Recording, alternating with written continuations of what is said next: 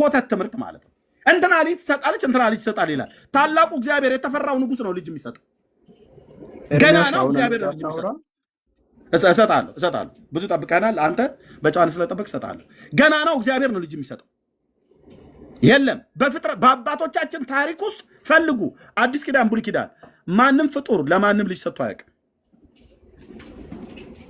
ማርያም ልጅ ትሰጠኛለች፣ ጻድቃኔ ማርያም ባል ትሰጠኛለች እያለ የአዲስ አበባ ህዝቡ ልጅ ሄደ ዋሻ ውስጥ የሚጋደመውስ አልሰጡም። በኃያል እጅ እንዳሉ ፍላጾች የጎልማስነት ልጆች እንደዚሁ ናቸው ይላል። ልጆች የእግዚአብሔር ስጦታ ናቸው። ማርያምን በላት አይመለከታትም። ቅዱስ ሚካኤልን በለው አይመለከተውም። ቅዱስ ገብርኤል፣ ሱራፌል፣ ኪሩቤል በል በፍጹም የነሱ ስራ እኮ አይደለም ነው ብዬ የምልህ። መንበሩን የሚሸከሙ 4 እንስሳት በል በፍጹም አያገባቸውም። እዚህ ስራ ውስጥ የሉበትም ነው ብዬ የምልህ። አስምሬ ነው የምነግርህ። የልዑል ስጦታ ናቸው። ስውር እጆቹ ናቸው በማህፀን የሰሩን። እጆች ሰሩኝ አበጁኝ ብሎ እንዳለ ኢዮብ ማለት ነው። እንደዚሁም ዳዊት ሲናገር ግሩምና ድንቅ አድርገህ ፈጥረኛልና አመሰግናለሁ። የፈጠረው እግዚአብሔር ነው፣ የሰራን እግዚአብሔር ነው። የማንንም ልጅ እንኳን ለክርስቲያን አይደለም ሙስሊም በል ዋቴቨር ሂንዱዝም ቡዲዝም የፈለገ ወደ ተራራ ወደ ወንዙ ወደ ጫካ ወደ አቴቴ ወደ ቆሌ ወደ ጨሌ ወደ አድባር ወደ ደረቀ እንጨት ወደ እርጥብ እንጨት የፈለገውን ይጮሃል እኮ የሰው ዘር። ልጆችን ማን ነው የሚሰጠው? እነሱ አላወቁትም ማለት እውነት ዲና ይደረጋል ማለት አይደለም። ስለዚህ ለመቤቴ ልጅ ሰጠች ብሎ የሚል አርቲ ቡርቲ የባልቴት ወሬ ነው እንጂ መጽሐፍ ቅዱስ እውነት አይደለም ብለን እንላቸዋለን። ቴንኪው ተክሌ መቀጠል ትችላለህ ከዳግዬ ጋር ቴንኪው። ይቅርታ አንተ ጋር መነጋገር እፈልግ ነበረ። ምክንያቱም እስካሁን የተናገርክ አንተ ስለሆንክ በትዕግስት የጠበቅኩት አንተን ለማነጋገር ነው። አንድ ክፍል እንደውም ጨምሬ ባነብ ደስ ይላል። እኔ ማስረጃ ልስጥ። አሁን ለተነጋገርንበት ነገር ማስረጃ የሚሆን ነገር አብሬ የምን ማስረጃ ነው? እንግዲህ ቅዱሳን ለሰዎች ልጆችን እንደሚያሰጡ ማለት ነው። የቱ ጋ ነው ልጆችን የሚያሰጡ? ወደ እግዚአብሔር ለምነው አይደል? አዎ ሁሉም እኮ በግል ብቃታቸው ይሰጣሉ ያለ የለም። ወደ እግዚአብሔር ለምነው አይደል? እግዚአብሔር ልጆችን ያለ የለም እኮ። አድምጠኝ። ወደ እግዚአብሔር ለምነው ነው አይደል ልጆችን የሚሰጠው? አዎ በትክክል። እኛ እሱ መቼ ጠፋን? እነ ኤልያስ ወደ ማን የለመኑት? ወደ እግዚአብሔር። ኤልሳ ወደ ማን የለመነው? ወደ እግዚአብሔር። ይስሐቅ ወደ ማን የዘመነው? ወደ እግዚአብሔር። ኦኬ። እናንተ ወደ ማን ነው የምትለምኑት? ወደ ማርያም። እናንተ ወደ ማን ነው የምትለምኑት? አርሴማዊ ልጅ ስጭኝ። እናንተ ወደ ማን ነው የምትለምኑት? ተክለ ሃይማኖት ልጅ። እሱን ላስረዳህ ታዲያ ፍቀድልኝ። አምጣው። ልክ እናንተ አሁን ወደ ተክለ ሃይማኖት እናንተ ወደ ማርያም እንደምትጸልዩ በዚያ ዘመን የነበሩ አባቶች ቅድም የጠራናቸው እነ ኤልሳ እነ ኤልያስ ቀጥታ ወደ እግዚአብሔር ነው። ወደ ሰው የጸለዩና ልጅ በሰዎች በኩል የተቀበሉ አምጣልኝ። ወደ እግዚአብሔር መጸለይ አይጠበቅባቸውም። በቃ አለቀ። ጨርሰናል። መጸለይ አይጠበቅባቸውም። በቃ መጸለይ አይጠበቅባቸው። ሌሎች ሰዎች ወዳጅ መጸለይ አይጠበቅባቸው። መልሱን መልሰልኛል። የምታወራው ካለ መጸለይ አይጠበቅባቸውም ያልኩ ይሄ አንዱ ለአንዱ ሊያደርገው የሚችለው ጉዳይ ነው ማለት ነው። እሺ ማስረጃ ልስጥህ። መጽሐፈ ነገሥት ምዕራፍ 4ን አንብብልኝ። ስለ ኤልሳ ነው ምንድን ነው የምትናገረው? ስለ ኤልያስ ወይ ስለ ኤልሳ? ስለ ኤልሳ ነው እንደው። እሺ ምዕራፍ 4 ቁጥር 12 ላይ ምንድነው ብሎ የሚለው? ልጅ ስለሌላት ስለዛች ሱናማዊት ሴት አለቀ በቃ። ሱናማዊት ሴት ቅድም የጠቀስኩት ወደ ማን ነው ጸለየ ብሎ የሚለው? ኤልሳ እግዚአብሔር ሰው አይደለም። እኔ እሱን አይደለም ልነግርህ የፈለግኩት። እንዴ አሁን ወደ ማን ነው የጸለየው? መጽሐፉን አንዴ ክፈትልኝና አሁን ረጅም ሰዓት አውርተሃል። እኔ አሁን እሺ ቁጥር ስንት ላይ ላድርግልህ? እሺ አንዴ እሺ ቁጥር 10 ላይ ክፈትና ወደ ላይም ወደታችን ብለን እናነበዋለን። ወይም ከቁጥር 10 ጀምረን እናንበው። እሺ ትንሽ ቤት በሰገነቱ ላይ እንስራ፣ በዚያም አልጋ፣ ጠረጴዛ፣ ወንበርና መቅረዝ እናኑርለት፣ ወደ እኛም ሲመጣ ወደዚያ ይገባል አለችው ይላል። እንግዲህ ባልና ሚስቱ ያወሩትን። እንደዚያም አንድ ቀንም ወደዚያ በመጣ ጊዜ ወደ ቤቱ ገብቶ በዚያ አረፈ። ሎሌውንም ጊያዝን ይህችን ሱነማዊት ጥራ አለው። ይህችን ሱነማዊት ጥራ አለው። በጠራትም ጊዜ በፊቱ ቆመች። እነሆም ይህን ሁሉ አሳብ አሰብሽልኝ፣ አሁንስ ምን አደርግልሽ ዘንድ ትወጃለሽ? ምን አደርግልሽ ዘንድ የሚለውን አስምሩልኝ። ምን አደርግልሽ ዘንድ ትወጃለሽ? ለንጉሥ ወይስ ለሰራዊት አለቃ ልንገርልሽን? አላት በላት አለው። እርሷም እኔ በወገኔ መካከል ተቀምጫለሁ ብላ መለሰች። እርሱም እንግዲህ ምን እናድርግላት አለ። ጊያዝም ልጅ የላትም ባሏም ሸምግሏል ብሎ መለሰ። እርሱም ምን እናድርግላት እያለ ነው። አሁን እኔ ላስረዳ የምፈልገውን ብቻ ተከታተልኝ። እርሱም ጥራት አለ። በጠራትም ጊዜ በደጃፉ ቆመች። ያቺ ሴት ይህን አርጉልኝም ራሱ አላለችውም እዚህ ላይ። እርሱም በሚመጣው ዓመት በዚህ ወራት ወንድ ልጅ ትታቀፊያለሽ አላት። እርሷም አይደለም ጌታዬ፣ የእግዚአብሔር ሰው ሆይ ባሪያህን እንዳትዋሻ ትለምንሃለሁ አለችው። ያልጠየቀችው ስለሆነ ነው። ሴቲቱም ጸነሰች፣ በዚያም ወራት በአዲሱ ዓመት ኤልሳ እንዳላት ወንድ ልጅን ወለደች ይላል። አሁን እቺ ሴት ባሏም አርጅቷል፣ እግዚአብሔር ልጅ አልሰጣትም። ለምን? እሱ የሚሰራበት አሰራር ስላለው ነው። ልጅ አልነበራትም፣ ልጅ አልወለደችም፣ ባሏም አርጅቷል። በዚህ ውስጧ ያዝን ነበር። ይህ ሰው ግን ነቢዩ ልጅ የሌላትን ሴት ልጅ ሰጧታል፣ ለዛውም ሳትጠይቅ። እንዴት ነው የሰጣት ስንል ግን እርሱ ፈጣሪ ሆኖ ነው አይደለም። ከእግዚአብሔር ባለው ባለሟልነት ወይም እግዚአብሔርን ለምኖ ወይም እግዚአብሔር ፈቃዱን ስለሚፈጽምለት የቅዱሳን ጸሎት ብዙ ድንቅን ታደርጋለች ተብሎ መጽሐፍ ላይ ስለተጻፈ በቃ በዛ ምክንያት ልጅ ሰጣት። ስለዚህ አሁን የሰጣት ማን ነው ብትል አንድ ሰው አይ ነቢዩ ልጅ ያልነበራትን ሴት ልጅ ሰጣት ቢባል እርሱ ፈጥሮ ሰጣት ማለት ሳይሆን እግዚአብሔር በነቢዩ አድርጎ ሰጣት ወይም ነቢዩ ከእግዚአብሔር ለምኖ ሰጣት ማለት ነው። በዚህ አግባብ ተረዳውኛ። ሁልጊዜ ስንናገር ቅድም ሮያል የሚባለው ልጅ ማልዳ አሰጠችኝ ነው ያለው። ተረታችሁን ከዚህ ቃል ጋር አታገሩ ብራዘር፣ የእናንተን ተረት ተው። ፕሊስ በስነ ስርዓት አውራኝ ኤርሚያስ። በስነ ስርዓት ማር ሊያወራው እኔም በስርዓት ትላንት ንግግር ተረት አላልኩም። ተረታችሁን ተውን ያልኩ የሮያልን ተረት ስለሆነ ያወራው ተረት አይደለም እኮ በስርዓት አወራው። በስርዓት አውራ በቃ አንተም ተረት ነው። ኧረ በመድኃኒዓለም አድምጠኝ። የእግዚአብሔርን ቃል እንግዲህ ያንተ የስርዓት ችግር ነው የሚታየው። ተረቱን ተወው እኮ ነው ብዬ የምልህ። ተረቱን ተውና የእግዚአብሔር ቃል ላይ እናውራ። ይሄ እግዚአብሔር ቃል እሺ፣ አሁን አንድ ተረት አውርቻለሁ። አዎ የሮያል ብለህ የምትለው ሮያል እዛ ሲኤምሲ ነው ማነው ኪዳነ ምሕረት ይዣት ሄጄ ሴት ልጅ ከሰጠሽኝ ብሎ አለ። ተረት ነው ተረት። ልትሰጥ አትችልም፣ ሰጥታውም አልሰጠችውም። አይ ድንግል ማርያም ትሰጣለች፣ ብራዘር ካሰጣለች በቃ ይህን መን አትሰጥም፣ ሰጥታም አታውቅም፣ አታሰጠህም። የምትሰጠው ከእግዚአብሔር አታሰጥህም፣ አስጠጥታም አታውቅም፣ ሰጥታም አታውቅም። ኤልያስ ሰጣት፣ ነቢዩ ሰጣት። እኩል አታውራ። ሚዩት አድርጌያለሁ። እንዳወራ ደግሞ አወራ አይደለ? እንዳወራ ስጠኝ። ማርያም ነቢዩ ልጅ ሰጣት ወይስ አልሰጣት? አሁን ብቻ በታች ለመውረድ ቸኩላል። ለህዝቡ እናገራለሁ። እንድታወርደኝ አይደለም ሚዩት አድርገው። እንድታወርደኝ አላልኩም። ደግመህ ከከፈትክ አወርድሃለሁ። ያው አሁን አወራህ አይደል? ማርያም ልጅን ሰጥታም አታውቅም፣ አታውቅም፣ ልትሰጥም አትችልም። ማርያም ብቻ ሳትሆን ሌሎችም ሁሉ ጭምር ማለት ሌሎችንም ሰጥታም ልትሰጥም አትችልም። እራሱ ነቢዩ ኤልሳም ልጅ ሰጥቶ አያውቅም፣ ሊሰጥም አይችልም። የታውቁትና የእግዚአብሔርን ቃል በሚገባ ማለት ነው። ኦኬ እናንብብ። ከቁጥር 14 ጀምሮ አይደል? ከቁጥር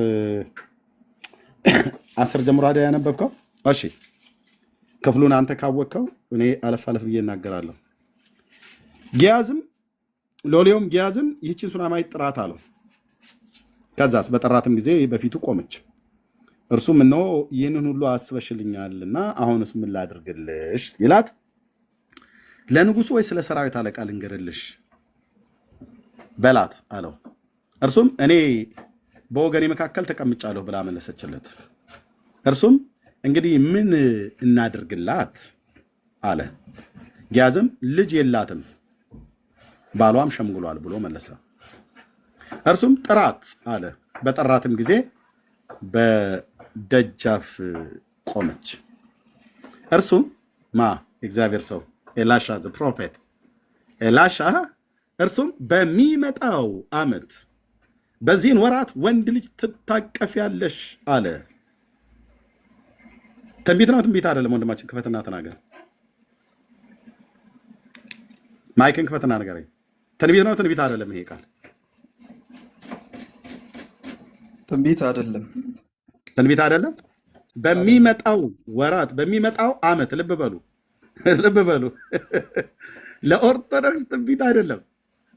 ተረታቸው ሲፈርስባቸው ትንቢት አይደለም ማለት በሚመጣው ዓመት እንዲህ ይሆናል እያሉ የተናገሩትን ለእነ ተክሌ ትንቢት አይደለም። በእውነት ይሄ ትንቢት አይደለም። ሜት አድርገው ሰው ይመልስታቸው። ኦኬ እታች ያላችሁ ሩት ብቻ ነች ትንቢት ነው ብላ የምትለው። ትንቢት ነው ትንቢት አይደለም? መጠየቅም አያስፈልገኝም። ዝም ብዬ እንትን ሩት ብቻ ነው ኮሜንት የምጽፈው። ወገኖች ትንቢት ነው ትንቢት አይደለም?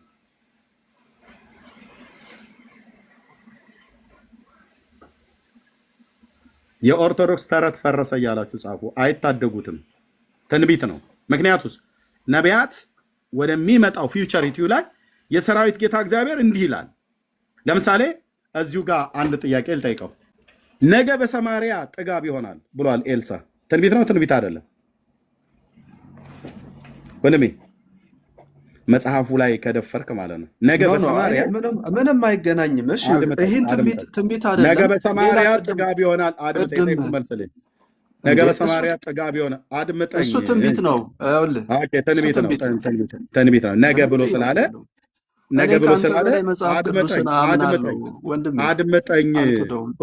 አድምጠኝ። በደንብ ነው እንጂ የምትክደው። አይ ማይኩን አትዝጋው። አድምጠኝ ነው ያልኩህ። ነገ ብሎ ሲል ፊቸር ነው አይደል? ተናገረ የነበረው ነገ በሰማሪያ ብሎ ሲል ጥጋብ ይሆናል ብሏል። ትንቢት ነው ትንቢት አይደለም ብዬ ስለምንድን ነው ያልከኝ? ትንቢት ነው። በሚመጣው ዓመት በዚህን ወራት ወንድ ልጅ ትታቀፊያለሽ ብሎ ሲል ትንቢት ነው ትንቢት አይደለም? ትንቢት አይደለም። ምክንያቱም ከመጀመሪያ ከፍ ብለህ አንብበው። ልጅ አልነበራት ምን እናድርግላት ይላል አይደል? ጎ ዳንዬ የምትሉት ነገር ካለ? አይ ምን መሰለህ ኤርሚ፣ ነገ ሲሆን የሆነ ትንቢት ነው። በጣም ከረዘመ ግን ትንቢት አይደለም። አንደኛው ከዚህ በላይ የላቸውም። በሚመጣው ዓመት ከሆነ ገባ በጣም ስለረዘመ ትንቢት አይሆንም። በጣም መላፋት ከሆነ በቃ ብራዘር ከነ ክደት ጭምር ሰላምተኛ። ነገ ማለት ትንቢት ነው። ነገ በሰማሪያ ጥጋብ ይሆናል ማለት ትንቢት ነው። የዛሬ ዓመት በሚመጣው ዓመት በዚህን ወራት ወንድ ልጅ ትወልጃለሽ ብሎ ማለት ግን ትንቢት አይደለም። ልብ በሉ። ሲክዱ እንደዚህ ነው የሚከዱት። ጌታን ይጠሉታል ብሎ የሚለው ቃል አይገልጠውም አልኳቸው። የጌታ የሆነውን ነገር ስተታቸው ውሸታቸውን ለማጽደቅ የማይሄዱበት ምዕራፍ የለም። ስለዚህ ነቢዩ እዚህ ጋር በማን ነው ትንቢትን የተናገረው? በእግዚአብሔር መንፈስ ሆኖ ነው ማለት ነው። ስለዚህ የእግዚአብሔር መንፈስ ነው በነቢዩ ላይ የተናገራት ልጅቱን ማን ሴትየዋን። ኤርሚ ምንድን ታውቃለህ? ሰጣት እንበል እስኪ። ሰው ልጅ ይሰጣል። አሁን እኮ መለሰለ አንደኛ ግልጽ ያለው ነገር ያሰጣሉ ይልህና ይጨንቀውና ደግሞ ይሰጣሉ ይልሃል። ይሰጣሉ ይልህና ይጨንቀውና ደግሞ ያሰጣሉ ይልሃል። በመጀመሪያ ይሄንን አጥሩት ኦርቶዶክሶች። የመጀመሪያ በያሰጣልና በይሰጣሉ ወይም ደግሞ በይሰጣልና በያሰጣል መካከል ትልቅ የአማርኛ ገደል አለ። ትልቅ የአማርኛ ልዩነት አለ። ያሰጣል ከሆነ ተለማምጦ ለምኖ ማልዶ ማለታችሁ መሆን አለበት። ይሰጣል ከሆነ ግን ምልጃ የለም ማለት ነው። ራሱን የሚሰጠው መቼም ራሱን ሰው አይማልድም። ይሄንን አንደኛ አጥሩልን። ገባችሁ? ሁሉም ላይ ማምታታችሁ አትችሉትም። ያሰጣልም ማርያም ትሰጣለችም ታሰጣለችም ብለህ ማጭበርበር ለራስ እኮ ምን እያወራ ነው? ኦኬ ሌላው እስኪ ቆይ የእውነት እስኪ ሰዎች ቅዱሳን ያሰጣሉ ብለን እናስብ፣ ወይም ይሰጣሉ ብለን እናስብ። ይሰጣል ኤልያስ አሰጠ ብለን እናስብ። ኦኬ አሁን እኮ ልክ ኦርቶዶክስ ጋር ሲመጣ ይጨንቃል ይሄ ነገር። ለምሳሌ አንተ ይሰጠኛል ወይም ያሰጠኛል የምትለው አካል እኮ የለም፣ ጭራሽ በአጸደ ስጋ የለም። ልክ ለእናንተ ሲሆን ሰውየው በአጸደ ስጋ ነው የሚገኘው። መጽሐፍ ቅዱስ ላይ ሲሆን የምትጠቅሱት ሰዎች ሁሉም ግን የሰገዳችሁላ ስለ ስግደት ስታወሩ፣ ስለ ምልጃ ስታወሩ፣ ስለ ማሰጠት መስጠት ስታወሩ ሁሉም በአካል በአጸደ ስጋ ያሉ ሰዎች ናቸው። ልክ ኦርቶዶክስ ጋር ሲደርስ ግን ቀይር ይልና ሁሉም አጸደ ነፍስ ውስጥ ነው ያሉት።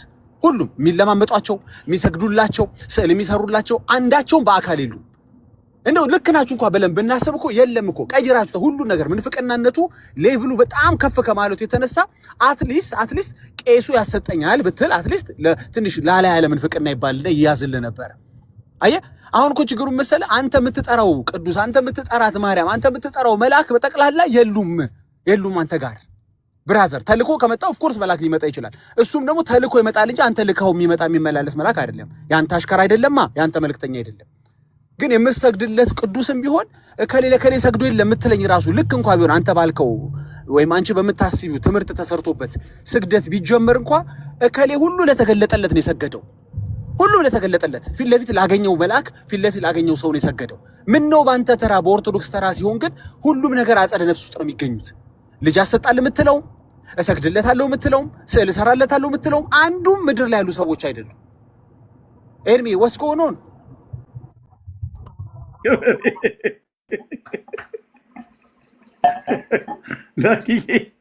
ዳግዬ እንዲህ ከትክትልኝ እንጂ ምን ተራ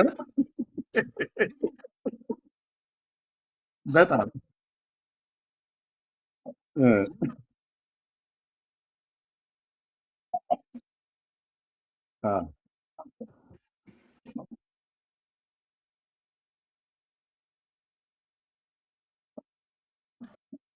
ስለምትችል አጸደ ነፍስ ከሆነ ማረጋገጥ አይቻልም ከቃሉ ውጪ ነው። በቃሉ አፈርና በለዋለን ተወሱ ችግር የለም። ግን ሄደን ለመጠየቅ ይሄ ሰው ያንተ ጋር መጥቶ ጸልየለታል ወይ እውነት ልጅ አግኝቷል እንዳንል ያንተን ምን አረከው መሰል አጸደ ነፍስ አረከው እንዳይጣራ እንዳትያዝ። አየህ የኤልያስን ቢሆን መጣራት ይችላል። በዘመኑ ያለ ሰው ሄዶ ኤልያስ እንደዚህ ሆኗል እንዴ ብሎ ገባ። አንተ ግን ሌብነት ስለሆነ ሰው ሰራሽ ስለሆነ ማጭበርበር ስለሆነ ያስሽው ምን አረክሽው ነው መሰለሽ ጉዳዩን ተረት አረክሽው። ቅድም ተረት የሚልሽ ይሄን ነው። ተረት እንዴት ታጣራዋለህ? መነሻ የለው መድረሻ የለው ማስረጃ የለው። በቃ ተረት ነው። ተረት ውስጥ ይጣራል እንዴ ይጣራ ምን ጋይደን አናጣራ እንግዲህ ገባ። ስለዚህ ወዴት ነው የምንሄደው? ወደ ቃሉ ደግሞ አፈር ያበለዋል በጠቅላላ። በመጀመሪያ ነገር ወደ ማርያም ስትጸልይ እግዚአብሔር ጆሮውን እየያዘ ነው ወይ? ይሄን መልስልኝ እስኪ። አይሰማም እንዴ እግዚአብሔር? ወደ ገብርኤል ስትጸልይ እግዚአብሔር አይሰማውም? ያኔ ፊቱን ዞር ያደርጋል እንዳይሰማ። ያው በማርያም በኩል መምጣቱ ስለማይቀር እቺን እንኳን ጸሎት ስኪፕ ላድርጋት ይላል። ውሸታም ስለሆንክ ነው። አየህ ወደ ማርያምም ጸልይ ወደ ድንጋይም ወደ ምንም ጸልይ፣ እኔ ልንገርህ እግዚአብሔር እኮ ይሰማል። ጸሎትን እኮ ይሰማል። ችግሩ ግን መሰል አይመልስም። ወደሱ ካልሆነ መስማቱን ይሰማል። የሚመልሰው ግን ወደሱ የተጸለየውን ጸሎት ነው። ወደ ድንጋይ ወደ መሐመድ የጸለይከውን ጸሎት አይመልስልም። አይኖቹ በምድር ሁሉ ያያሉ። ልክ ነህ። እና በአንተ ተራ ሲሆን እንዲመች ለማጭበርበር የከረበትከው ሁሉ አያስኬድም ወንድሜ። ኦኬ ተክሌ መጣል ከመጣ እንደውም እፈልግሃለሁ። ኤርሚ ጨርሱና ከኔ ጋር እንቀጥላለን። ይኸው እኔ በቃ በዚህ ላውራና የቅድሙ ያልኩት ማለት ነው። ዳጊ ከቻልክ እስኪ ትልቁ ላይ አዙረኝ ትችላለህ አንተ? ምን አልከኝ ኤርሚ? ትልቁ ላይ አዙረኝ ከቻልክ። ቴንክ ዩ ይኸውላችሁ ኦርቶዶክሳውያን ይሄን ተናግሬ ለዳጊና ለተክሌ ሰጠዋለሁ።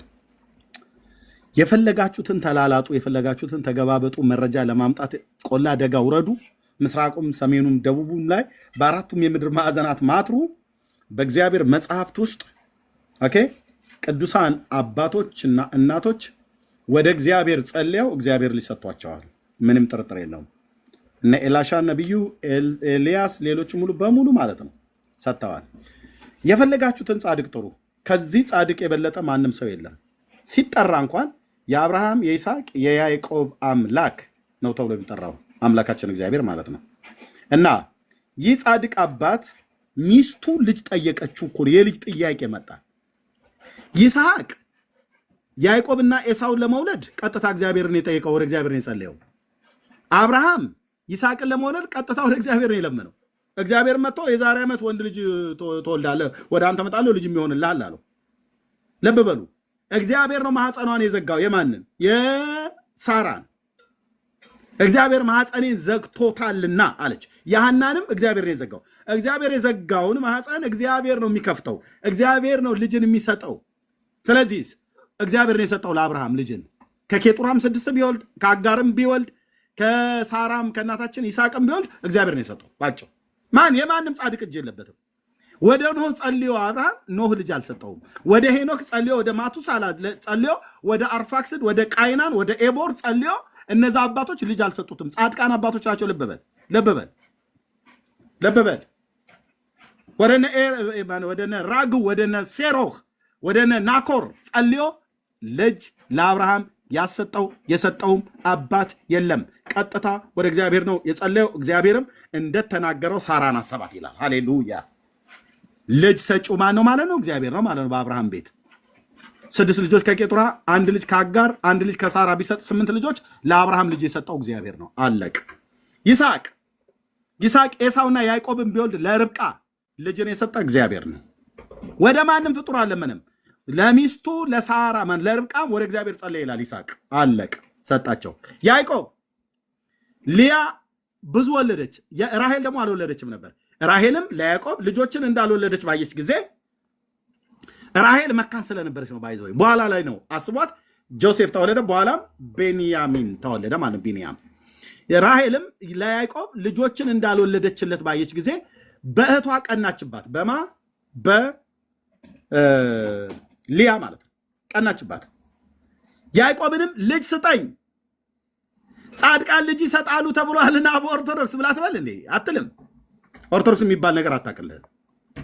ልጅ ስጠኝ የማይጠየቅ ጥያቄ ነው። ምን ሆናለች እቺ ራሄል? በእርግጥ የባቱ ኤልመን ከዛ ከሜሶፖታሚያ ምድር አይደል የመጣችው። ለባላ የሚባል ነው ላባ የሚባል አባት ነበራቸው። ያው ዛም ደግሞ ሆና ጣዖት ነበር ሲያመልኩ የነበሩት። አይፈርድባትም። በቀሚሷ 10 ሸጉጣ የመጣችው ጣዖት ነበር። እዛ ጣዖት ነበር ስታመልክ የነበረው። ልጅ ሰጪው ማን እንደሆነ አታውቅም። እና ብጠይቅም ባሏን ነው ግን የጠየቀችው። ባሏ ግን ጻድቅ ሰው ስለነበር እግዚአብሔር የመረጠው ሰው ስለነበር ልጅ ስጠኝ አለችው። አይጠየቅም ሲጀምር ወደ ሰው። ራሄል ማለት ያለባት እንደባል ና ከኔ ጋር ተኛ ነው። እሱን ደግሞ እያደረገ ነው፣ ሽማግሌው ካልደከመ በስተቀር ማለት ነው። ከራሄልም ጋር እየተኛ ነው፣ ከሊያም ጋር እየተኛ ነው፣ ከባላና ከዘለፋም ጋር እየተኛ ነው፣ ከሰራተኞቻቸው ሁሉ ማለት ነው። ይፈቀድ ነበረና ኪዳኑ ሕገ ልቦና ስለነበር ኦሪት ገና ስላልተሰጠ ተናገር ኤርሚያስ። ስለዚህ ያዕቆብ ልጅ ስጠኝ አለችው። ይህስ ካልሆነ እሞታለሁ አለችው። እማሰጠኝ ከሆነ እሞታለሁ አለችው። ባይዘው ይህን ብሎ ሲላት ያዕቆብ በዚህ ጊዜ ከእሷ ጋር ስለማይተኛ እንዳይመስልህ ተኝቶ የግብረ ስጋ ግንኙነት ያደርጋል። የፈለከውን የግብረ ስጋ ግንኙነት ዓመት ሙሉ ስትጨፋጨፍ ብትል እግዚአብሔር ካልሰጠህ በስተቀር አይዝልህም ነው እኮ ብዬ የምልህ። ለምን ቀን ሌሊቱን አዳሩን ሁሉ ቁርስ ምሳ እራት ለምን አታደርገውም? እግዚአብሔር ካልሰጠ በስተቀር እግዚአብሔር በማህፀኗ የባሏን ዘር እንዲጸንስ ካላደረገ በስተቀር አይችልም። እና ምን አላት እሱ መልሱ? ያዕቆብም ራሄልን ተቆጥቶ ይላል። ምን ያስቆጣሃል ያዕቆብ? ልጅ ስጠኝ አይደል እንዴ ያልኩ? ምን ያስቆጣሃል? ሊቆጣት ነው የሚገባው፣ ሊገስጻት ነው የሚገባው። እውነት ነው፣ ጥሩ ነው ያደረገው። ተቆጥቶ ይላል። እነዚህም ልንቆጣቸው ነው የሚገባው አይመስልም? ዳግዬ ልጅ ኪዳነ ምሕረት ትሰጣለች ለአርሴማ ነግሪያት ብሎ የሚል ይሄን ልንቆጣው ልንገስጸው ይገባል። ራሔልንም ተቆጥቶ በውኑ አላት እኔ የሆድሽን ፍሬ በነሳሽ የሚነሳና የሚሰጥ ማን ነው ማለት ነው? መድኃኔዓለም ነው እያለ እኮ ነው፣ ጌታ ነው እያለ ነው። ግልጽ አይደለም እንዴ? ከዚህ አባት የበለጠ ጻድቅ አለ እንዴ? አቡነ ተክለ ሃይማኖት ከዚህ ይበልጣል እንዴ? ማርያም ከዚህ ትበልጣለች እንዴ? ከሱ ዘር ነው የተገኘችው። የፈለከው ዳዊት በል፣ ሳሙኤል፣ ኤልያስ በል፣ ኤልሳ ከነዚህ አባቶች ይበልጣሉ? በፍጹም መገኛቸው ናቸው። እናስ የሆድሽን ፍሬ በነሳሽ በእግዚአብሔር ቦታ ነኝ አላት። ነኝን አላት ይላል። የሆድን ፍሬ የሚነሳ ማን ነው? እግዚአብሔር። የሆድን ፍሬ የሚሰጥ ማን ነው? እግዚአብሔር። ዘፍጥረት መጽሐፍ ምዕራፍ 30 ቁጥር 2 የሆድን ፍሬ የሚነሳ ማን ነው? እግዚአብሔር። መዝሙር 127 ቁጥር 3 የማህፀንን ፍሬ የሚሰጥ ማን ነው? እግዚአብሔር። እንዴት አይነት አማርኛ ነው ኤርሚያስ የምታወራው? እባክህ ቆይ ይሄንን አውርቼ ለነዳጊ ልስጥ። መዝሙር 127 ቁጥር 3 ይነበባል። ወንድም አለም ጎን ለጎን አድርገን እንኮመኩመዋለን። የአምላኬ ቃል አያረጅም አለ ወገኔ ጴንጤው። የአምላኬ ቃል አያረጅም አያረጅም። ጌታ ለዘላለም ስም ይባረክ። ሃሌሉያ ሃሌሉያ። እንዴት ደስ ይላል። ዋት እስኪ ምን አለ ዳዊትና ያዕቆብ? ምን ትላላችሁ? አባቶቼ እነዚህ ናቸው። አየህ ዳዊት ምን ትላለህ? ልጆች የእግዚአብሔር ስጦታ ናቸው። የሆድህም ፍሬ የእሱ ዋጋ ነው። የሆድህም ፍሬ ባርኮልህ ልጅ የሚሰጥህ ሰጪው እግዚአብሔር ነው እያለ ነው። ያዕቆብስ ምን ትላለህ? ያዕቆብም ራሔልን ተቆጥቶ በውኑ የሆድሽም ፍሬ በነሳሽ በእግዚአብሔር ቦታ ነኝ? ልጅን የሚነሳም እግዚአብሔር ነው፣ ልጅን የሚሰጥ እግዚአብሔር ነው። ካኑማ ብራዘር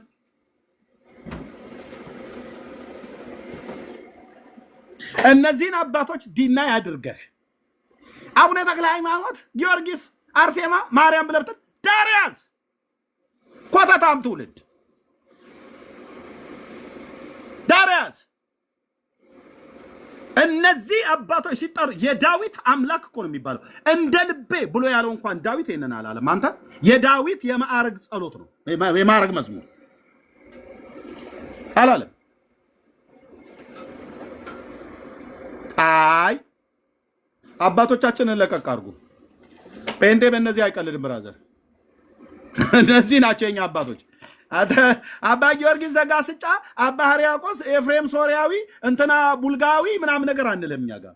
እነዚህ ዕብራውያን አባቶች ልጅ የሆድ ሽንፍሬ የሚነሳ እሱ ነው፣ ስለዚህ የነሳሽ እግዚአብሔር ነውና። ከዛስ በኋላስ እግዚአብሔር አሰባታ ወይ እርሷም ባሪያዬ ባላ እንኋለች ድረስባት፣ በእኔም ጭን ላይ ትውለድ አለ።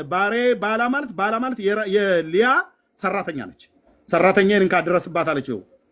የግብረ ስጋ ግንኙነት አርጋት ማለት ነው። ድረስባት በእኔም ጭም ላይ ትውለድ አለችው። አርግዛ ስትወልድ እሷ ራሔል ጭን ላይ ትወልዳለች። ከዛስ የእርሷም ልጆች ለእኔ ደግሞ ይሁኑልኝ አለ። ሕገ ልቦና ስለነበረ እንደዛ ይደረግ ነበር። አሁን ባላን ሚስት ትሆነው ዘንድ ለእርሱ ሰጠችው። ያዕቆብም ደረሰባት። ከዛስ ባላም ጸነሰች፣ ወንድ ልጅ ወለደችለት ለያዕቆብ። ራሔልም እግዚአብሔር ፈረደልኝ፣ ፍርዴም ደግሞ ሰማ፣ ወንድ ልጅንም ሰጠኝ አለች። ስለዚህ ስሙ ዳን ብላ ጠራችው ይላል። ሃሌሉያ። ሰራተኛዋን አምጥታ እሷ ስራ አስተኛችና ባሏ ስራ አስተኛችና አብርሃም ባላን ያዕቆብ ባላን ድው አረጋት ማለት ነው። ህጉ ፈቅድ ነበር፣ ሕገ ልቦና ስለነበር። ከዛ አረገዘች። ካረገዘ በኋላ ስትወልድ ጭኗ ላይ ራሔል እዚህ ቁጭ ትልና እግሯ እንደዚህ ታደርጋለች። ያቺ ትመጣና ጭኗ ላይ ነው የምትወልደው። ልጇ እዚህ በራሔል ጭን ላይ ነው። ያ የራሔል ልጅ ነው ተብሎ የሚጠራው። ድሮ በዚያ ዘመን በሕገ ልቦና ባሪያዎች የሚወልዷቸው ልጆች የእመቤቶቻቸው ነበሩ። 4 ነጥብ ተናገር እውነቱን። ከዛስ በኋላ ቆየች እንዴ? አልቆየችም። ንፍታሌም ተወለደ፣ ያዕቆብም ወለደ። በኋላስ ሮቤልም ተወለደ። በቃ ተወለደ አልኩ። ወንዱን ማለት ነው ወንዱን። ሊያም ደግሞ ጸነሰ። በቃ እዚህ የፉክክር ነው። እግዚአብሔር አበዛት። ከዛ እግዚአብሔርም አሁን በባሪያ ጭን ማለት በእመቤቲቱ ጭን ላይ ባሪያ መውለድ ብቻ አይደለም። አሁን ራሱ እግዚአብሔር ሊያስወልዳት ማንን? ራሔልን። እግዚአብሔርም ራሔልን አሰበ ይላል። ሃሌሉያ። እግዚአብሔርም ራሔልን አሰበ። ከዛስ እግዚአብሔርም ተለመናት ማንን? ራሔልን። ከዛስ ማኅፀኗን ከፈተላት። ተዘግቶ ነበር ማለት ነው። ከዛስ ወንድ ልጅን ወለደች። ጸነሰችም፣ ወንድ ልጅን ወለደችና እግዚአብሔር ስድቤን አስወገዳለች። ስሙንም እግዚአብሔር ሁለተኛ ወንድ ልጅን ይጨምርልኝ ስትል ዮሴፍ ብላ ጠራችሁ ይላል። ክብር ለመድኃኔዓለም ይሁን ለኢየሱስ ክርስቶስ። በቃ ማንን የለመነችው? ራሔል እግዚአብሔርን። ያዕቆብ ለምን ተቆጣት? ልጅ ሰጪ አይደለማ። ያዕቆብ ልጅ ካልሰጠ የኦርቶዶክስ አርቲቡርት የሆኑ ጻድቃን የሚባሉ በሙሉ ልጅ አይሰጡም። 4 ነጥብ። ዳጌ መቀጠል ትችላላችሁ። ቴንክ ዩ። ኖ ኤርሚ አንተ ጋር ማውራት ነው የምፈልግ። ቅድም እያወራው ሳታስጨርሰኝ ያስወረድከኝ። አሁን ደግሞ ለሌላ ሰው ማስተላለፍ ልክ አይመጣም። አንተ ነው ስታነጋግረኝ የነበረ። የመጽሐፉን ክፍልም የሸመጠጥከው አንተ ነው። ከአንተ ጋር ነው መነጋገር የምፈልገው። እኔ ጋር መነጋገር አትፈልግም?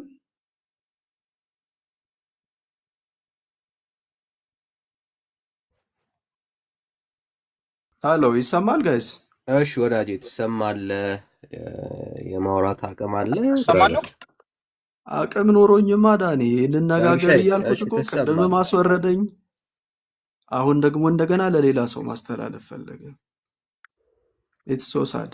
ኦኬ ማለው ዳኒ ዳግሻይ እሺ ትሰማለህ። ዳግሻይ ትሰማለህ። እሺ ማለት ኦኬ መልካም ተክሌ ሰላም እንዴት ነህ? አይ ቅድም ማርያም ልጅ ታሰጣለችም ትሰጣለችም ስትል ሰምቼ ነበረ። አሁንም እዛው ሀሳብ ላይ ነው ያለው ወይስ ተሳስተህ? ያቆምንበት ኤርሚያስ የሸሸው የመጽሐፍ ቅዱስ ክፍል ላይ እንሂድና እሺ ከዛ የጠየቅኩን ጀምረህ ትመጣለህ። ትመልስልኛለህ? ኤርሚያስን ከኤርሚያስ ከበኋላ እመልስልሃለሁ። እመቤታችን የጌታዬ የአምላኬ የመድኃኒቴ የኢየሱስ ክርስቶስ እናቱ ልጅን ታሰጣለች ታሰጣለች። ወይስ ትሰጣለች? በሚገባ ልጅ ታሰጣለች። ትሰጣለች። ጥሩ እሱንም አልቀበልም፣ ግን ሰምቻለሁ። እሷ ፈጣሪ ይኸውልህ፣ የጌታ እናት ፈጣሪ አይደለችም። ስለዚህ እሷ ፈጥራ አትሰጥህም። ከእግዚአብሔር ግን ታሰጣለች ማለት ነው እኮ ታሰጣለች። የስ አንተ ያልነበረህን ነገር ታሰጣለች በሚገባ እሷ እመቤታችን ብቻ አይደለችም፣ ቅዱሳን ሁሉ። ይህ እኮ በጣም ቀላል ነገር እኮ ነው። ያሰጠዋል። ኦኬ በጣም ጥሩ። አንተ የምትጸልይለት ቅዱስ አሁን በአጸደ ስጋ አለ? ለምሳሌ እስከ አንድ ሰው ፒክ አድርግ፣ ማርያምን ጨምሮ ማለት ነው። ከዚህ ዓለም ወደ ተሻለ ወደዛኛው ከፍ ወዳለ ዓለም ነው የሄዱት። ይሄኛው የአንተ ሲሆን የዱብህ ማለት ነው ቦታ ነው አይደል? የአንተዎቹ የዱብህ፣ ሌሎቹ ግን አጠገባቸው ላሉ ሰዎች ይነግሩ ነበር ጉዳያቸውን። አጠገባቸው ያሉ ሰዎችም ጸልዩ። ቅዱስ ጳውሎስ ሲኦል ሄዷል። እኔ ሲኦል አላልኩም፣ ያንተ ሄዱብን ያልኩ አንተ የሉም ማለት ነው እኮ። አልሄዱም፣ የትም አልሄዱም። እኛ ይኸውልህ ቅዱሳን በሙሉ ከቤተ ክርስቲያን ጋር በአንድ ላይ ነው የምንኖረው። በሰማይ ያሉት በስጋ አይደሉም፣ በመንፈስ ግን አንድ ነን። እስኪ አንተ አንድ ምሳሌ ከሌን አሰጥቷል የምትል ስም ጥራኝልኝና አንድ እንዳደክም ነው አጠር ማድረግልህ። አንተ ምን ታደርጋለህ መሰለህ? እስኪ ከመጽሐፍ ቅዱስ ላይ ቅድም የጠቀስከውንም ጠቅሰህ ከሌ ለከሌ ጸልዮ አሰጥቷል የምትለውን እስኪ ከመጽሐፍ ቅዱስ አንድ ጥቀስልኝ። እንዴ አሁን እኮ መጽሐፍ ቅዱስ አቀረብኩልህ። ማንን አቀረብክልኝ? ከኔ ጋር አላወራንም ከዚህ በፊት። እሺ መጽሐፈ ማን ነው? ዜና መዋዕል ካልዕ። እሺ እስኪ ቆይ አንዴ ከመጽሐፍ ከስልኩ ከወጣው ሊያስወጣኝ ስለሆነ ነው። ክፍሉን ኤግዛክትሊ ታሪኩን ንገረኝ፣ ችግር የለውም። ጠቅሶ መጥቀስ የለብን። ይኸው አሁን ስናነበው ማን ለማን ጸልየው? ማን ለማን ነበር የጸልየው? ነብዩ ለሱነማዊቷ ሴት ልጅን አሰጥቷታል። ነብዩ በአጸደ ስጋ ነበር የሚጸልየው? ነብይ በአጸደ ስጋ ነበር? አዎ በአጸደ ስጋ ነበረ። አንተ የቦታው ነው እንዴ ችግር? ቆይ ማሰጠት መቻል አለመቻሉና ቦታ እንመጣለን። አሁን ምን መሰለህ የተለያዩ ነገሮች ናቸው። ደረጃ በደረጃ ወደ ክፍሉ አንዴ ክፍሉን እንክፈተውና እያነበብ ነው እንሂድ። ምክንያቱም ያነ ትንቢት ነው እንጂ እሱ አሰጥቷት አይደለም ብሎ ወንድሜ ከኤርሚያስ ጋር የጀመርከውን ከኤርሚያስ ጋር ነው የምትጨርሰው። አንተ ያሰጠኛል የምትለው አካል ይሄ ነው ወንድሜ። አንተ ያሰጠኛል የምትለው አካል አሰጥተሃል ወይ እንኳ ተብሎ ሊጠየቅ የማይቻል ሊረጋገጥ የማይቻል በእግዚአብሔር ቃልም ገባ በቦታው እንኳ ተገኝቶ እከሌ ለከሌ የሚባል መረጃ ሊቀርብበት የማይችል ነገር ነው የምታወራው። ለአንተ ሲሆን በጠቅላላ የምትጸልይላቸው ሰዎች በአካል የሉም ወይ ደግሞ የሆነ የካህን ስም ጥራልኝና ከካህኑ ጋር እናውራ ወይ የጳጳስ ስም ጥራልኝ። ለምሳሌ እኔ እውነተኛ ምስክርነት በዚሁ ልስጥህ። እንደው ወንድሜ እየሰማኝ አይደለም ማለት ነው። አልሰማኝ እንግዲህ ምን አደርጋለሁ መሰለህ? እሺ በሚገባ እሺ አንድ ሚውት ያደረኩ እኔ ነኝ። እሺ በደንብ አዳምጠኝ። ሩፋኤልም በለው እከሌም በለው ለአንተ ሲሆን ነው የምልህ። ገብቶሃል? በአጸደ ስጋር ከአንተ ጋር በዚህ ሰዓት የሚገኙ አይደለም። ወይ ሩፋኤል ይገኛል ምትል ከሆነ ታሳይኛል። ሩፋኤል የሚባል መጀመሪያ መልአክም ሰይጣንም የለም፣ አንተ የፈጠርከው ነው፣ ሰው ሰራሽ ነው። ወደ እሱ እንመጣበታለን። ለማንኛውም ግን ከመጽሐፍ ቅዱስ ላይ የምትጠቅሳቸውን ጥቅሶች ሰምተናቸዋል። የኤሊንም ሰምተናል፣ የኤልያስንም ሰምተናል፣ ሌሎችንም ሀሳብ። እነዚህ ግለሰቦች ሁለቱም በአጸደ ስጋ የነበሩ ጸልይልኝ ወይ ደግሞ ልትጸልይለት የምትችለው አንዳቸው ለአንዳቸው ሊነጋገሩ ሊያወሩ የሚችሉ አካላት ናቸው። ተገናኝተው ማለት ነው። ገባ? ፊዚካሊ ተገናኝተው ገባ? ለአንተ ግን ሲሆን ኢሚዲየትሊ እነዛ አካል በአካል አይገኙም። በአጸደ ስጋ ነው፣ በአጸደ ነፍስ ነው ያሉት፣ የሉ። ገባ? ልታናገራቸው በወቅቱ መጽሐፍ ቅዱስ ላይ እንዳቀረብከው ታሪክ ኤሊና ሐና እንደተነጋገሩት የሚነጋገሩ አካላት አይደሉም። በእናንተ ቤተክርስቲያን የተከናወነ ያለው ነገር አንተና አነጋግራቸዋለሁ የምትላቸው ሰዎችን በቴሌግራምም በአካልም በምንም ልታናገራቸው የምትችለው በአጸደ ስጋ ያሉ አይደሉም። አየህ፣ ለአንተ ሲሆን ተገለበጠና ታሪኩ በጠቅላላ ሁሉም የአንተዎቹ አጸደ ነፍስ ተገኙ። ዋይዝ ዳት ለምንድን ነው በመጀመሪያ እንደምትጠቅሰው ጥቅስ ያንተ ሲሆን ለምንድን ነው ታሪኩ የሚቀየር? ይህን ግልጽ አድርገው። ጥያቄ ካልገባህ ብዬ ነው እንጂ ቅድምም ተናግሬዋለሁ ይህን ሀሳብ። አሁን አንሚዩት አድርገህ ማውራት ትችላለህ። እሺ አሁን ባጭሩ በአንድ ሴንቴንስ ጥያቄህ እንደገና አርመው። ብዙ ነው አውርተህ፣ የትኛውን ልመልስልህ? አንድ ጥያቄ እንጠይቁ፣ ብዙ ጥያቄ አይደለም የጠይቁ። አንተ ጸልያለሁ የምትለው አካል በአጸደ ስጋ አለ ወይ ነው ብዬ ጠይቁ። አለ? በአጸደ ስጋ ያሉ ከሆኑማ በቀላሉ እኮ ሂጅ አናግራቸዋለሁ። በአጸደ ስጋ ነፍሲውን ግን ይከብዳል ማለት ነው። በቀላሉ ያልከው ያኛው ስለሚከብድ ነው ማለት ነው።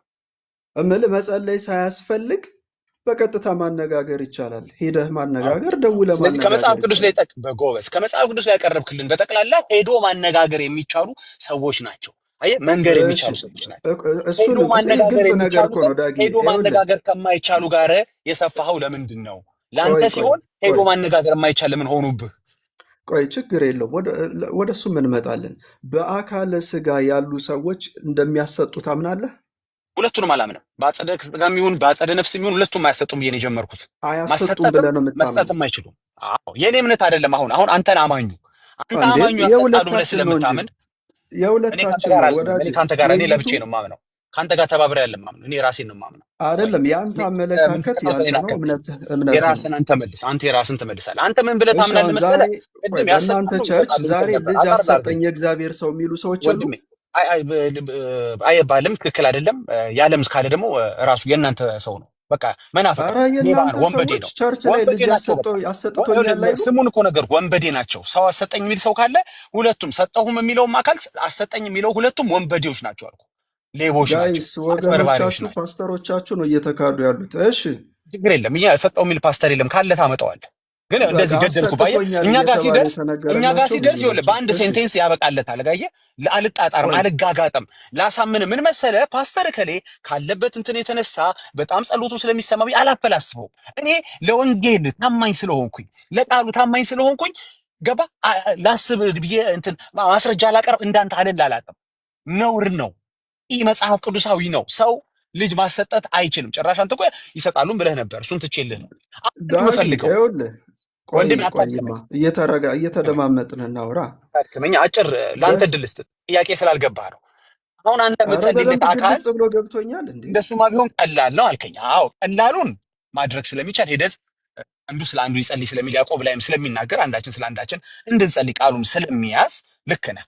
እንዲያውም በቤተክርስቲያን ሽማግሌዎች እኮ ዘይት ቀብተው እንዲጸልዩለትም መጽሐፍ ቅዱስ ለታማሚ ሰው ያዝዳል። የአንተ ጊዜ ሲሆን ግን ችግሩ ምን መሰለህ? የአንተዎቹ ዘይት መቀባት አይችሉም። የአንተዎቹ ዘይት በዚህ ሰዓት ይዘው አንተ ጋር መምጣት አይችሉም። የሉም። የአንተ ሲሆን የሉም።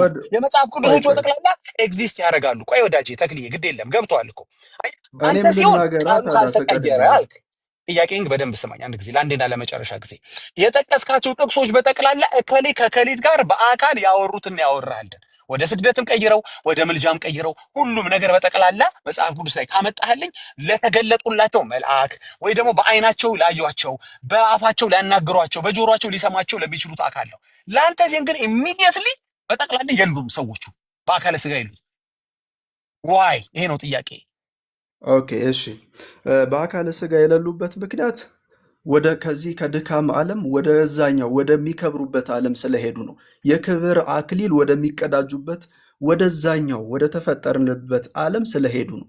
ከክርስቶስ ጋራ በዙፋን ወደሚቀመጡበት ወደ ክብር ቦታ ስለሄዱ መጽሐፍ ቅዱስ ምን ይላል? ለምን ሄዱ ይላል መጽሐፍ ቅዱስ። በቃ ክርስቶስን ሞትን በሚመስል ሞታቸው አክብረውት መስክረው ለምን ሄዱ ይላል መጽሐፍ ቅዱስ የሚለው እና ያንተን ሳይሆን መጽሐፍ ቅዱስ ለምን ሄዱ ይላል። አሁን ያልከው ስፍራ ወደ ለምንድን ነው የሄዱት? እስኪ ንገረኝ። ለምን ሄዱ ይላል? በቃ ወደዛ ለዛ የተገቡ ስለሆኑ በልጁ በኢየሱስ ክርስቶስ ደም ምን ሊሆኑ ሄዱ? ወደ መንግስተ ሰማያት ለምን ሄዱ? ወደ ክብር ስለሄዱ ቅዱሳን ገብተዋል አልገቡ በኋላ እናጣራለን። ግን እንደው ገብተዋል ብለን ብናስብ ለምን ሄዱ? መጽሐፍ ኤልያስም የኔ ቅዱሳን ናቸው፣ ነቢያት ሁሉ እነ ኤልያስ ለምን ሄዱ? ራሱ እነ ኤልያስ እነ ማርያም ለምን ሄዱ? ሐዋርያት ለምሳሌ ለምን ሄዱ? በቃ ምድራዊ ህይወት በዚህ ያለውን የምድራዊ ህይወታቸውን ስላለፈ ስለጨረሱ ከስጋ ድካም ወደ መንፈሳዊ ማንነት ወደዛኛው ማንነት ጎበዝ አየህ። በቃ አለቀ። ከድካም ቆይ ወደ አሁን እረፍት እዚሁ ላይ አንድ ሊሄዱ ጥያቄ ልጠይቅህ ከድካም ወደ ዳግዬ። ምንድን ነው የሄዱት? ቃሉ ምን ይናገራል ቆይ መሰለህ? ከድካማቸው ያርፉ ዘንድ ይላል። እናንተ ግን እኮ ምንድን ነው ያላችኋቸው? ከድካማቸው ኖ ኖ ያርፉ ኖ ኖ ኖ፣ ዘንድ እዚህ የሰራችሁት አይበቃም፣ እዛም ትሰራታላችሁ።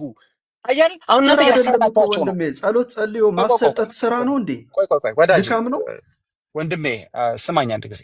ለስራ ነው የሄዱት፣ ለእረፍት ነው። እንግዲህ ያው ሰሩ ያልከኝ ምድር ላይ ታዲያ ምንድን ነበረ ታዲያ? ምድር ላይ እሺ እኮ ቆይ ሰሩት ቆይ ነበር፣ ቆይ ስራ ላይ ቆይ ያስክላቸው እሺ አይደል? እሺ ላስረዳሽ ዳግዬ። እኔም እያዳመጥኩ እሺ ስለሆነ ሁለተኛው ምንም ጥያቄ ትሰማኛለህ። ትመልስልኛለህ። ሁለተኛው ጥያቄ ቆይ ትመልስልኛለህ። ጌታ እረፍት እንዴት በኋላ እናወራዋለን። እረፍት ማለት የመጀመሪያው ችግር ጥያቄ የለም። ምንድን ነው መሰለህ? መልስልኝ ቆይ አንድ ቆይ ጊዜ ዳጊ አንድ እረፍት ጊዜ ኖ ኖ ማለት ኧረ አልተውም ፍቀድልኝ እባክህ። አንሄድም። ሁለተኛው ጥያቄ ነው እሱ መልስልኝ። ኧረ ቴንክ ዩ በእግዚአብሔር ልትመልስልኝም ስም ስለሆነ የመጀመሪያው ጥያቄ አንተ የምትጸልይለት አካል ለምንድን ነው በአጸደ ስጋ የሌለው?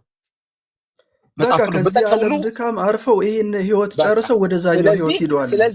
ስለዚህ አንተ ያልተጻፈ ነገር ማድረግ አትችልም ማለት ነው። እስኪ አንድ ሰው ጥቀስልኝ። አንድ ሰው እከሌ በአጸደ ነፍስ ወዳለ እከሌ ጸልየ ከስጋ ከምድር ሆኖ አንተ የምታደርገውን የሚያደርግ እስኪ አንድ ሐዋርያ አንድ ጥቀስልኝ። ምክንያቱም ኤልያስም ጋር ብትሄድ፣ ኤሊም ጋር ብትሄድ፣ ሐናም ጋር ብትሄድ ሁሉም አወሩብህ፣ ተነጋገሩብህ፣ በስጋ ተገኙብህ። ለአንተ አልመጥን አለ። ገባ? ለአንተ ትምህርት፣ ለአንተ ፍልስፍና አልመጥን አለ። አሁን አንተ የምታደርገው ያልክ እኮ አንተ ነህ። አሁን ልትሰጠኝ እኮ ነው። አሁን አንተ መረጃ ልትሰጠኝ ነው። እድል ልሰጠህና መረጃ ልትሰጠኝ ነው። አንተ ምን ታደርጋለህ መሰለህ? የጠቀስክልን ጥቅስ ሁሉ በጠቅላላ በስጋ የነበሩ ናቸው፣ በአጸደ ስጋ የተነጋገሩ ናቸው። ያንተ ለምንድን ነው በምድር ሆነ ዳጊ አልተነጋገሩም ብዬ ምክድ ይመስላል? በስጋ ያሰጣሉ ወይ?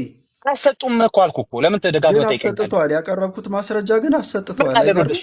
ለጊዜው ፎር ዘ ሴክ ኦፍ አርጊውመንት አሰጥተዋል ብዬ ሊያዝልህ ከፈለህ ፎር ዘ ሴክ ኦፍ አርጊውመንት አምኜበት አይደለም። አሁን እዛ ጋር እንዳትመላልሰኝ ወደኋላ። አንተ ግን የምታደርገው አንተ የምታወራኝ ተክሌ ግን አንተ ጋር ሲደርስ ግን ያንተዎቹ የሉ በጠቅላላ የምጸልይላቸው ሰዎች መጽሐፍ ቅዱስ የጠቀስክልኝ ሁሉ አጠገባቸው አሉ፣ ሄደው ያወሯቸዋል። ያንተ ሲሆን ግን አጠገቤ የሉ። ያንተ በጠቅላላ አንድም ሳይቀር አጸደ ነፍስ ውስጥ ነው ያሉት።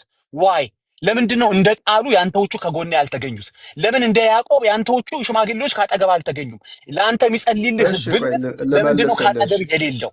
አትመልስልኝም ግን እድል ስጠቃጥልሽ ለምን ነው አትመልስልኝም? አትበል እንጂ መልስልሃለሁ በሚገባ። መላእክትም ነቢያትም ሐዋርያትም ጻድቃን ሰማዕታትም ሁሉም የቤተ ክርስቲያን የክርስቶስ አካል ነው። የአንዲቷ ቤተ ክርስቲያን የክርስቶስ አካላት ስለሆኑ በዕብራውያን መልእክት ቅዱስ ጳውሎስ እንደጻፈው በምንድን ነው ጸድቃችኋል ያለን እኛን ወደ ክርስቶስ የቀረብነውን እኛን ምንድን ነው ያለን?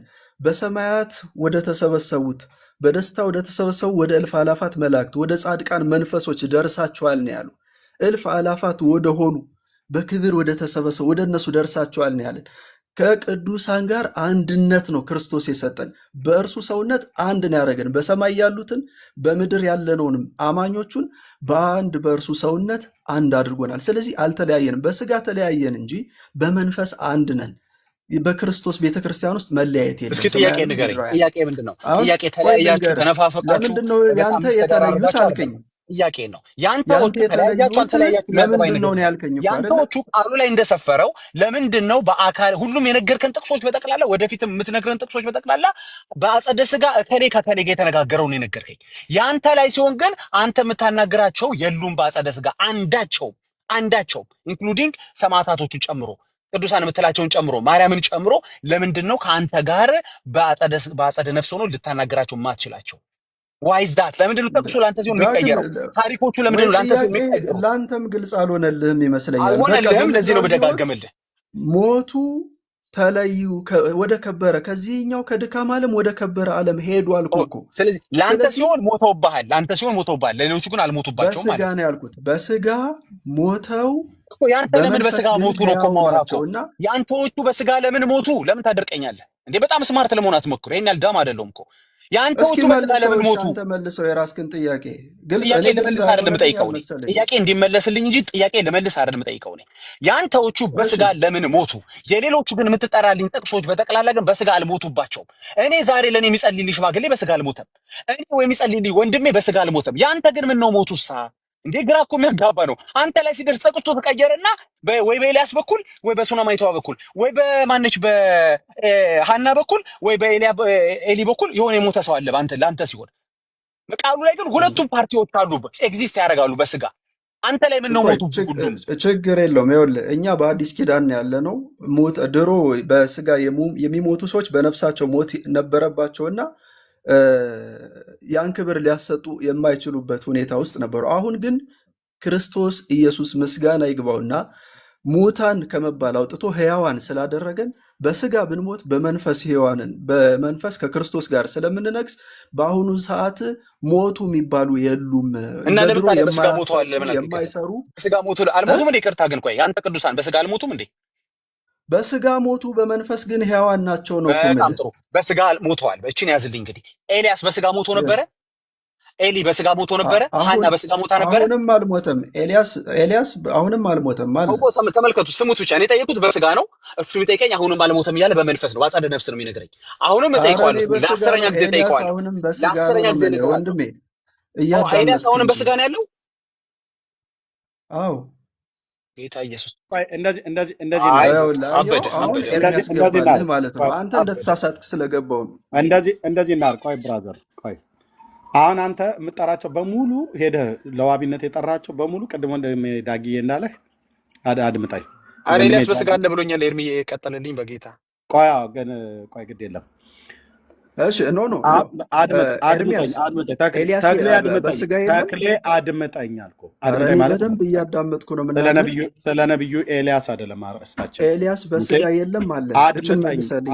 አድምጠኝ ካልሆነ ነው በቃ ልታስወርደኝ ነው።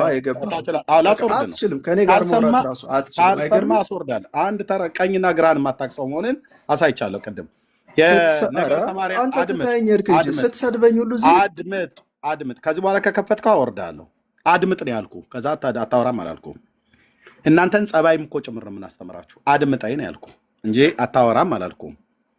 ነገ በሰማርያ ጥጋብ ይሆናል ብሎ የሚለውን ትንቢት ነው አልከኝ። የዛሬ ዓመት ወንድ ልጅን ትታቀፊያለሽ ብሎ የሚለውን ትንቢት አይደለም ብለህ ነው ከኔ ጋር ክደትህን ስታጮኸው ያስቆምኩ ማለት ነው።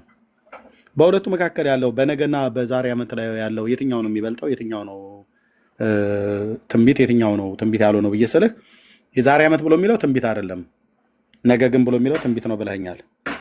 ከየት ነው ይሄንን የተማርከው?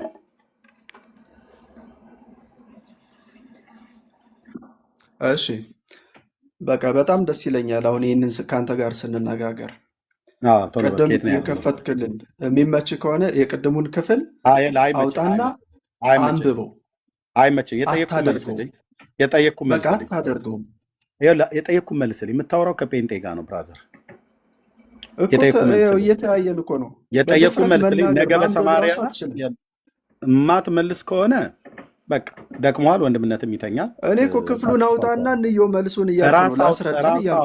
ራስህ አውጣ። የጠየቅኩ ጥያቄ ነገ በሰማርያ ጥጋብ ይሆናል ብሎ የሚለውን ሰማርያ ላይ ጥጋብ እንደሚሆን ኤልሳ የተናገረው ምንድነው ብዬ ስለ ትንቢት ነው ብለኸኛል አይደል?